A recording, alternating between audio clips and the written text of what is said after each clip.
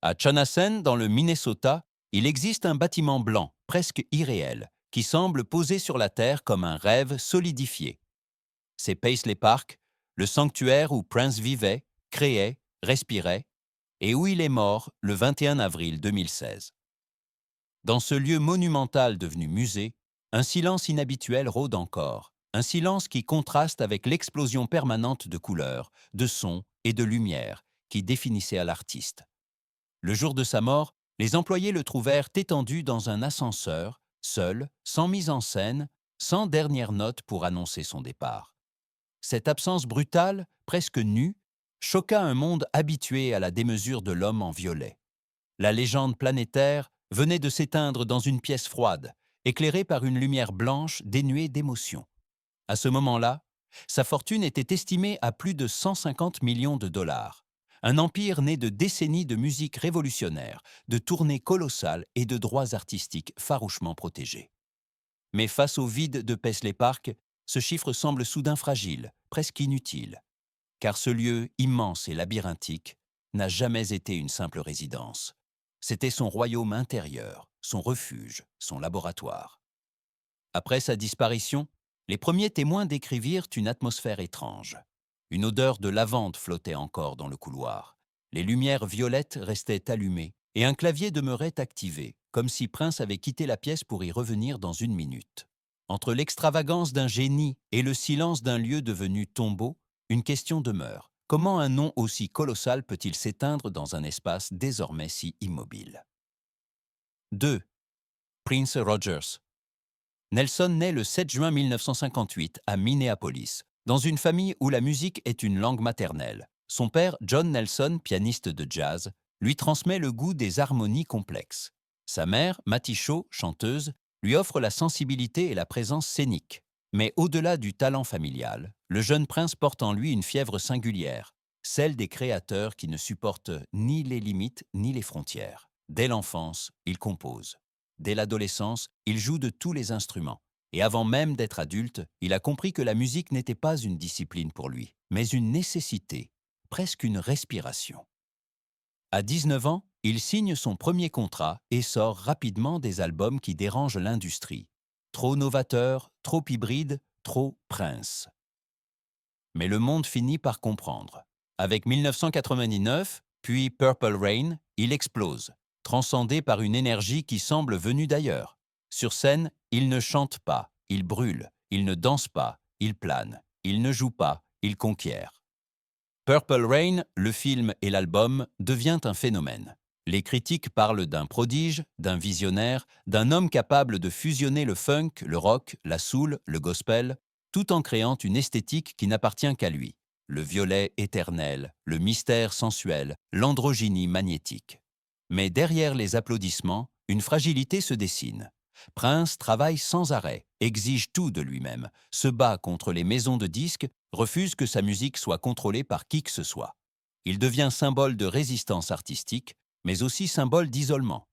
Il sourit peu, parle peu, mais crée sans cesse, comme si l'arrêt était une forme de mort.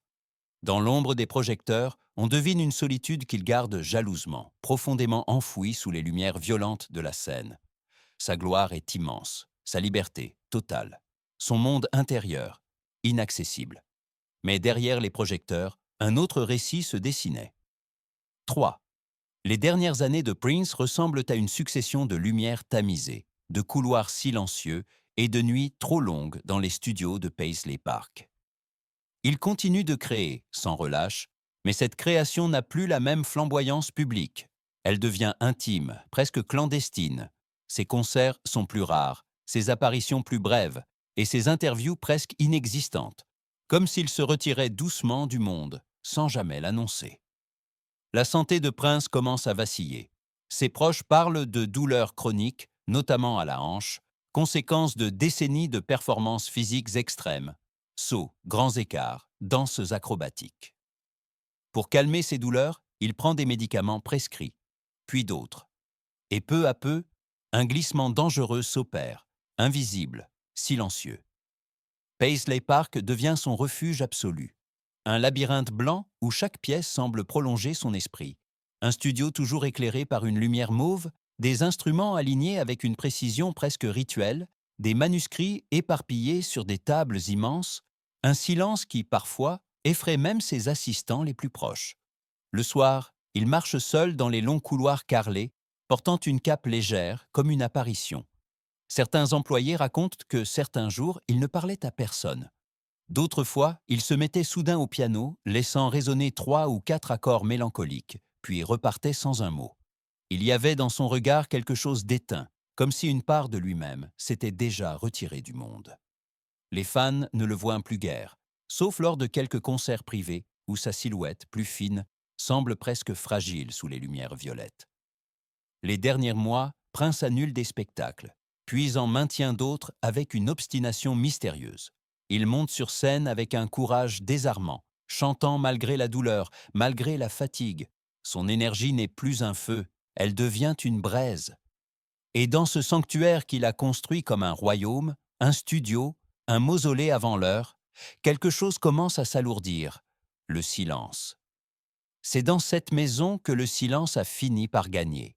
Le 21 avril 2016, le Minnesota se réveille sous une lumière blanche, presque clinique. À Paisley Park, la journée commence comme les autres. Quelques assistants arrivent, vérifient les studios, préparent les salles. Rien ne laisse présager que l'un des plus grands artistes du siècle repose déjà à quelques mètres d'eux. Vers 9h30, un employé remarque que l'ascenseur du bâtiment est bloqué. Il appelle une collègue, puis une autre.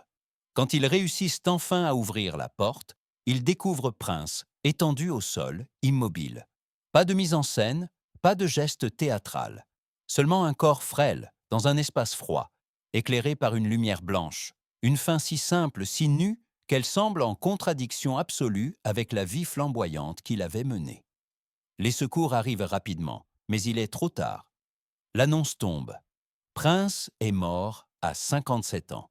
Le monde reste suspendu, incapable de comprendre comment un être aussi vivant a pu disparaître dans un silence aussi sec, aussi brutal. Les médias commencent à spéculer, mais quelques jours plus tard, le rapport officiel révèle la vérité. Une overdose accidentelle de fentanyl, un opioïde extrêmement puissant, présent dans des médicaments qu'il prenait pour ses douleurs chroniques. Pas de suicide, pas de drame volontaire, juste une douleur trop longue, trop lourde et un traitement trop fort. L'émotion mondiale est instantanée. À Minneapolis, des milliers de personnes vêtues de violet chantent Purple Rain sous une pluie fine. Les radios diffusent sa musique pendant 48 heures sans interruption. Barack Obama publie un hommage. Les artistes du monde entier pleurent l'homme qui avait redéfini la liberté artistique. Pendant ce temps, à Paisley Park, les lumières mauves restent allumées. Les instruments sont encore branchés. Dans un studio, une guitare repose sur un tabouret, comme si son propriétaire venait juste de s'absenter. Le silence est tellement profond que certains employés disent entendre un léger bourdonnement, un écho, une vibration. Pourquoi tant de silence autour d'un nom si grand? 5. Après la mort de Prince, Paisley Park devient le centre d'un tumulte silencieux. Celui des notaires, des avocats, des héritiers potentiels et des mystères accumulés pendant plus de 3 décennies. L'artiste n'avait laissé aucun testament, un paradoxe stupéfiant pour un homme qui protégeait farouchement son œuvre et sa vie privée. Son empire musical, sa fortune, ses biens immobiliers, tout bascule dans une incertitude totale. Sa richesse, estimée à plus de 150 millions de dollars, n'est qu'une partie visible de cet héritage labyrinthique. À cela s'ajoutent des archives inédites, des milliers d'heures de vidéos, des chansons jamais publiées, des instruments rares, des manuscrits, un trésor artistique dont la valeur dépasse l'imaginable. Le tribunal du Minnesota doit alors déterminer qui, parmi ses proches, peut légitimement hériter. Pas d'épouse, pas d'enfant reconnu, seulement une sœur, Tika Nelson, et plusieurs demi-frères et demi-sœurs. La justice finit par les désigner comme héritiers légaux, mais cette décision n'éteint ni les tensions ni les interrogations. À l'intérieur de Paisley Park, l'inventaire des biens devient une opération quasi sacrée. Chaque studio, chaque chambre, chaque couloir semble contenir une part de l'artiste. Les enquêteurs décrivent mais des lieux figés. Un cahier ouvert sur une table avec des paroles écrites au crayon. Un costume violet soigneusement pendu dans un dressing éclairé. Un piano encore tiède, comme si les touches venaient d'être caressées. Des coffres verrouillés, dont certains contiennent des bandes magnétiques inédites, protégées comme des reliques. La maison elle-même prend l'apparence d'un mausolée. Les murs blancs reflètent une lumière froide. Les grandes portes automatiques glissent dans un silence étrange. Les salles immenses, autrefois pleines de musiciens, sont devenues des cavernes de mémoire. Les visiteurs autorisés racontent que Paisley Park semble vivant, comme si l'endroit refusait de laisser s'échapper l'esprit de son propriétaire. Un membre de l'équipe confie même qu'il avait l'impression que certains soirs, la lumière mauve variait d'intensité, comme un souffle. Superstition peut-être. Mais dans une maison où chaque objet porte l'empreinte d'un génie, rien ne paraît totalement impossible. La succession révèle aussi des aspects méconnus, des dons anonymes importants, des projets humanitaires jamais annoncés, des achats compulsifs d'instruments de musique, comme si Prince préparait un futur que lui seul imaginait. Au fur et à mesure que les avocats trient, organisent, transfèrent, une vérité se dessine. La fortune matérielle n'est qu'une ombre face à l'immense héritage artistique qu'il laisse derrière lui. Une question plane au-dessus de tout cela. Peut-on vraiment posséder ce qui a été créé par un homme qui ne voulait appartenir à personne? Les coffres se referment, les lumières violettes s'éteignent lentement. Et Paisley Park attend, silencieux, comme un temple sans son Dieu. 6. À Paisley Park, la nuit tombe comme un voile lent. Les couloirs blancs deviennent bleutés, les lumières mauves s'atténuent, et le silence remplit les pièces avec une douceur presque religieuse. Pour ceux qui y entrent encore aujourd'hui, il y a une sensation étrange, celle d'un lieu qui respire encore, d'un souffle fragile retenu entre les murs, comme si Prince n'avait quitté l'endroit qu'un instant, pour revenir plus tard. Sa vie fut un éclat, une succession de révolutions musicales, de combats pour la liberté artistique, d'audace qui brisaient les conventions. Mais derrière l'exubérance, derrière l'image flamboyante d'un homme en violet, il y avait la solitude d'un créateur dévoré par son propre génie. Il a construit Paisley Park comme un royaume, un refuge, un laboratoire et, sans le savoir, un mausolée.